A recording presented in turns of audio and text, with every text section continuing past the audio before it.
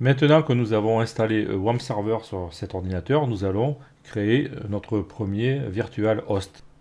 Au préalable, hors antenne, j'ai installé Visual Studio Code, qui est un éditeur de code. Alors vous pouvez travailler avec lui aussi bien qu'avec Sublime Text ou notre pas d'éditeur, ou enfin ce que vous voulez. Le résultat sera le même. Donc, je vais me servir moi de cet éditeur de code. D'ailleurs, je peux l'ouvrir comme ceci. Je vais aller dans l'explorateur de fichiers sur l'ordinateur, dans le volume E, ici, et je vais créer le dossier qui va héberger mes virtual hosts. Donc ici, je clique sur Nouveau dossier, et là, vous l'appelez comme vous voulez. Dans ce cas, je vais l'appeler My Virtual Host, comme ceci. Mais vous pouvez l'appeler comme vous voulez. À l'intérieur de ce dossier que je vais ouvrir, je vais créer un dossier pour mon site, le site que je veux développer. Donc je fais clic droit, nouveau dossier, je vais l'appeler mon site. Bien sûr, vous l'appelez comme vous voulez. Et tous les fichiers de mon site seront à l'intérieur de ce dossier. Ce que je vais faire, je vais déplacer comme ceci pour mettre en regard avec la fenêtre de Visual Studio. Je vais faire glisser le dossier dans l'environnement, comme ceci. Et maintenant, je peux travailler à l'intérieur de Visual Studio sur le dossier Mon site. Je vais fermer ici cette fenêtre Welcome.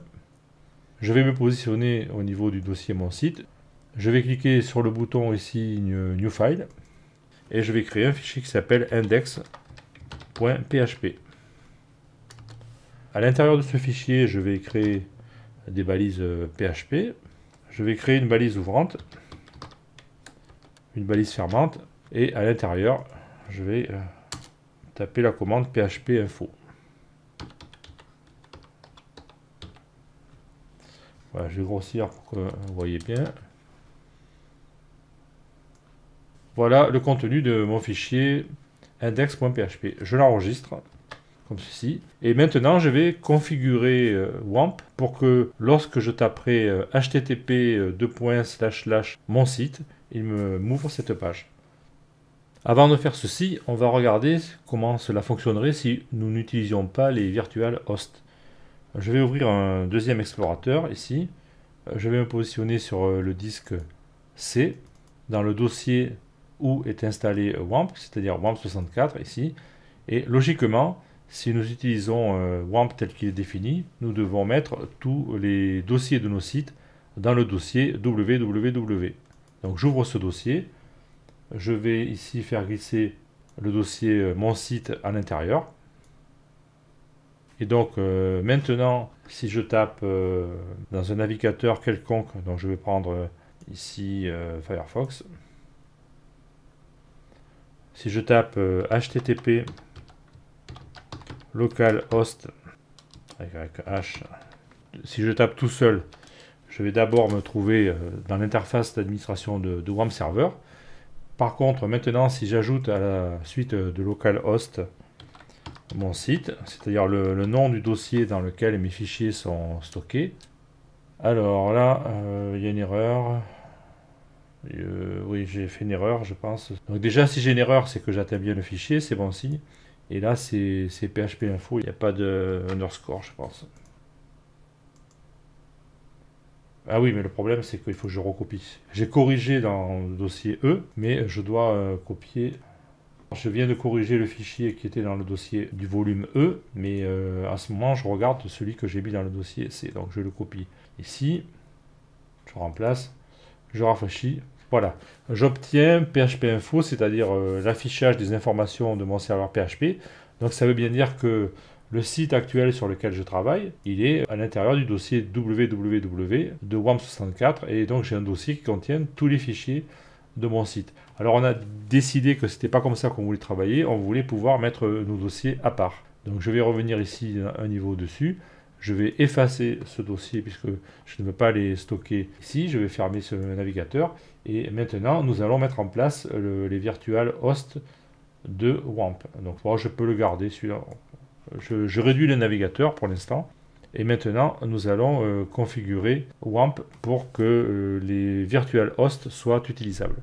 Donc je reviens ici dans l'explorateur. je vais me positionner au niveau du dossier. Donc je clique sur ce PC, disque C, WAMP64. Donc là, il faut connaître un petit peu. Au départ, nous devons vérifier un fichier qui se trouve logiquement dans le dossier. Alors à partir de WAMP64, dans le dossier bin, ensuite Apache. Alors normalement, on doit dire Apache hein, à l'anglaise, donc Apache. Allons-y, je l'ouvre. Ensuite, donc Apache 2.4.35, je l'ouvre. Et là, je pense que c'est dans le dossier conf. Voilà. Au niveau de ce dossier, donc je récapitule, c'est WAMP64, donc le dossier d'installation. Ensuite, bin, Apache 2.4.35. Alors c'est la version en cours, hein, le numéro peut être différent suivant votre installation. Et ensuite le dossier conf. Et cela peut changer aussi suivant les logiciels. Avec XAMPP, il se peut que le dossier ait un chemin différent, mais au final, on retrouve la même logique. Donc nous devons ouvrir un fichier qui s'appelle httpd.conf ici, pour vérifier que les vhosts sont bien activés. Donc je clique ici deux fois, donc un double clic sur le nom du fichier.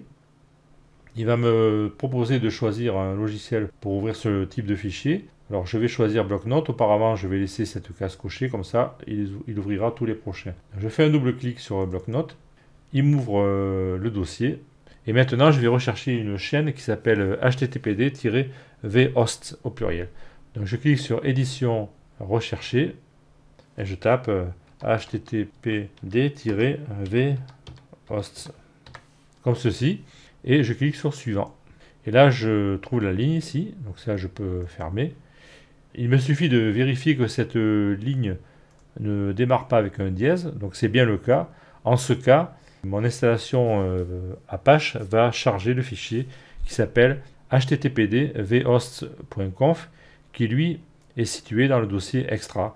Donc là, maintenant que j'ai vérifié ça, je peux fermer ce fichier. Je vous rappelle que si vous aviez un dièse ici, comme la ligne en dessous par exemple, il faudrait enlever le dièse.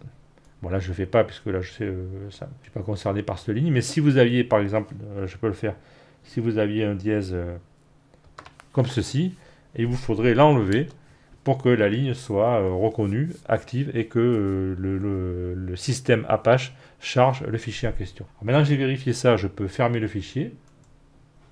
Donc là, je dis ne pas enregistrer puisque j'ai rien fait de significatif. Et maintenant, je vais me rendre ici dans le dossier extra. Et le fichier en question qui contient les virtual hosts, c'est celui-ci, httpd-vhosts.conf. Donc je vais l'ouvrir avec un double clic. Donc là, pareil, je vais choisir bloc-notes et je vais faire OK en laissant la case cochée. Et là, à l'intérieur de ce dossier, normalement, nous allons avoir une configuration pour chaque hôte virtuel, donc chaque virtual host que nous voulons exécuter.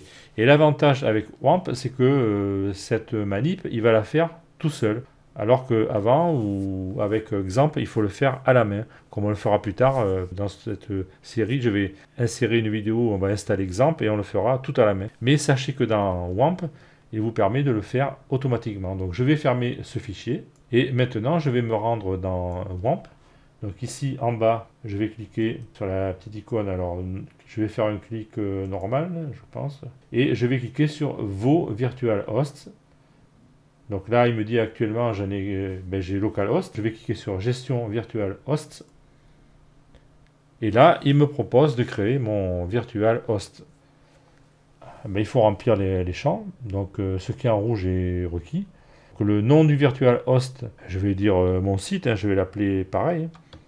Alors de préférence, je vous conseille de ne pas mélanger les majuscules et les compagnies, de rester en minuscule, de rester simple. Ensuite, il va vous demander le chemin complet absolu du dossier virtual host. Donc, le dossier, c'est celui qui contient les fichiers. Le plus simple, c'est de revenir ici dans l'explorateur. On va repointer sur... non, je vais laisser ça pour qu'on ait le fichier disponible. Je vais ouvrir une autre fenêtre explorateur. Et je vais pointer sur le volume E, sur le dossier My Virtual Host. Et donc là, il m'a demandé le chemin du dossier. Le dossier, c'est mon site. Donc je clique dessus. Et ici, le dossier s'affiche dans la barre du navigateur. Le plus simple, c'est de faire un clic droit comme ceci. et de cliquer sur copier l'adresse en tant que texte. Donc je clique sur cette ligne.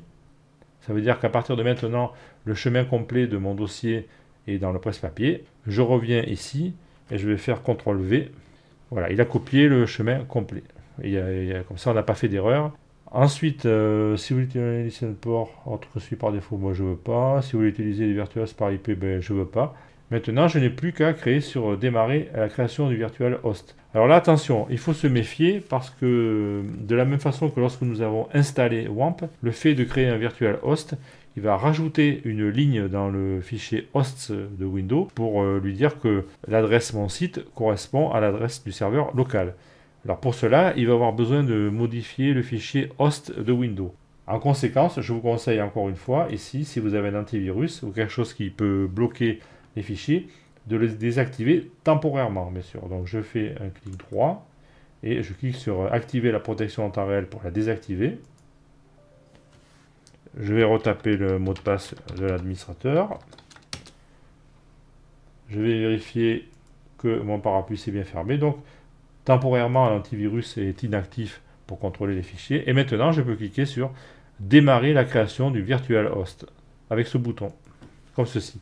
Donc là, il vous dit les fichiers ont été modifiés, le site a été créé, etc. Alors, on a une particularité, c'est que il vous dit que vous devez redémarrer les DNS dans ce cas. Vous voyez, vous pouvez ajouter un nom de virtual host, etc. Cependant, pour que ces nouveaux virtual hosts soient pris en compte par Apache, vous devez lancer l'item redémarrage DNS du menu outils par clic droit sur l'icône WAMP Manager. Donc je reviens ici sur WAMP Manager, je fais un clic droit et il me dit que c'est dans outils. Alors outils, et là je vais trouver quelque part, voilà, redémarrage DNS ici. Je clique sur cet item, il va redémarrer les DNS. Je n'oublie pas de réactiver mon antivirus, puisque maintenant je sais que le fichier host a été modifié.